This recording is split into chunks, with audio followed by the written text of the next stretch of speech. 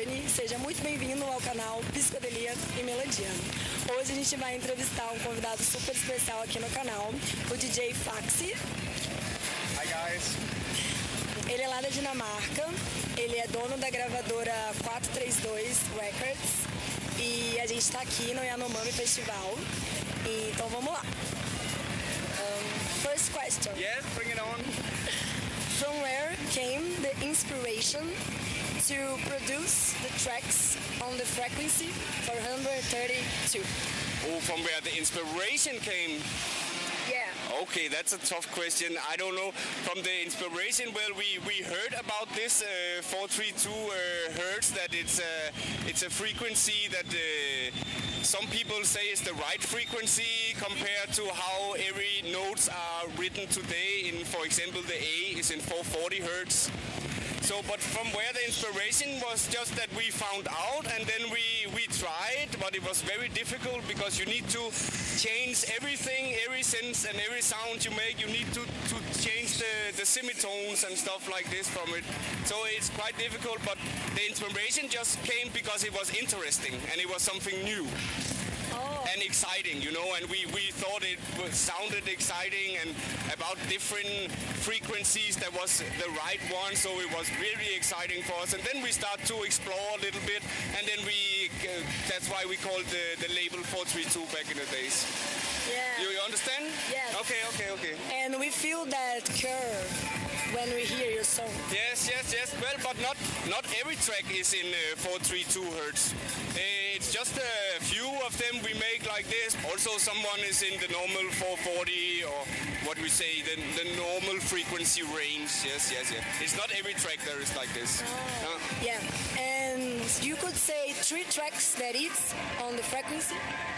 I can say one is called 432 from old EP with Morten. It's mostly with Morten we make it in 432 hertz. Yes. And it's actually more the older tracks than the newer ones are in the normal frequency range. Yes. Perfect. Yes. So the second question. Yes. How it feels to see the audience getting emotional with your music. Yes, that is the best feeling there is. When they get emotional, you should see my arms, because then I also get very emotional.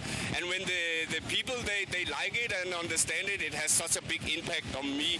And this is also why you get home and you want to make more music, because you see that people really like it, and to be able to create something that people enjoy this much is really an honor, you know. I'm really happy that I'm so lucky that I have this position to be able to make music that people actually like, because I like it also, and so that's really a big honor. Yes. Beautiful. Yes, I love it. This is why I'm here, to play music for the guys out there. Yes, Yeah. Definitely. So the third, besides the frequency, do you use other elevation ways to your vibration and recommend to the people? No, I don't know so much about vibration, but it's mostly for me for inspiration, and when I make a song, often I get the idea from you can say a TV show or a song in the radio, where there's just this small part that I really like, this 2 or 3 notes or something, and then I get inspired by this and go to the studio, found out the keys and make a track out of this. So I can only recommend other people also, if they are loose of ideas, to listen the music they like, find out how it's written, and don't do the same, but do a similar scale, you know, because this is very much how I work. I'm not always just coming up in the studio and touching the keys and then it's suddenly a nice melody. It can take a long time to create and find just the right key. But the inspiration often comes from television or something like this, actually. Yeah. Cool. Yeah. And now the last. All right, bring it on. No, it's the 4. Okay. Which tips do you give to the other producers that wish to touch the hearts of the people like you do? Yes. Well, I would say, first of all, keep on trying, because everything, the more you practice, the more you become a champion of what you want. So it's a lot about sacrificing time and maybe even other stuff in life to be able to sit and make music all the time. I was not starting and it was just sounding amazing. It took 15 years of practice, sitting in the studio, don't have any money for food, maybe pasta or something like this. And then it was just a big dream, It was never a thing that I wanted to live from, become a DJ. I just want to make music, But then I was lucky that it went that way. What I would say to people who are upcoming and want to do this is keep practice every day, all the free time you have. If you really want it, you can get it. I believe that.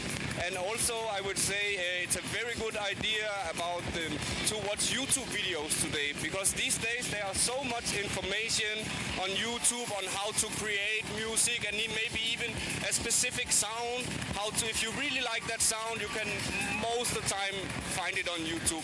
I do every day also. I watch YouTube about this guy making music like this or using that way, and I'm like, okay, then I will also try it. So every day is an inspiration and never stop believing yourself.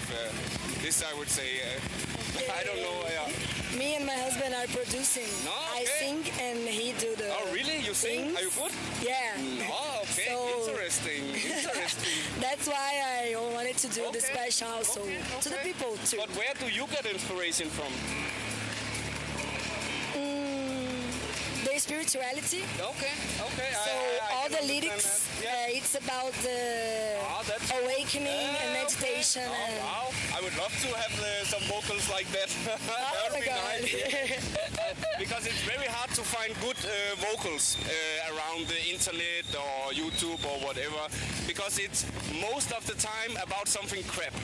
I don't say that a love song is crap, but at a trance festival, we don't want to hear you sing "Fall in love with me" or something like that. Yeah. So it's really hard to find. So if you are having some good, let's see if we can maybe make something. That would be nice. Oh my God. Yeah, but let's see. You never know. Oh, it's gonna be to honor. All right. So the last one now. Okay. Would you recommend 5 producers that you like? Yes, of course. In our scene, in the progressive trance scene, I would say my favorite guys, or the one I'm always excited to hear new stuff, is of course Talba Goran from Tesseract Studio. Ghost Rider is always very interesting. And I would also say actually Blazy here from Brazil is also getting very nice stuff lately. I really like it a lot.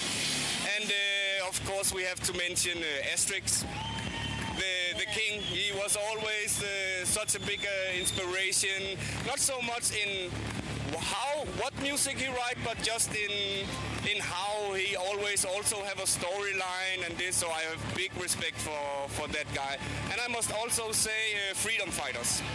Yeah, he's also very artist, guy in the scene, and I always enjoy a lot to listen a set from him. Yes, definitely. Well, that's the interview. Finally. Thanks so much. Oh, you're welcome.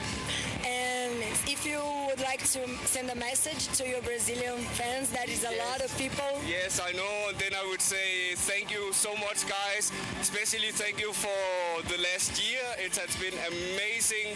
And I really hope that we can continue this journey together. And I will do everything I can to keep up making music, because this is my call. This is what I love. So as long as you will dance, then I will keep on making music for sure.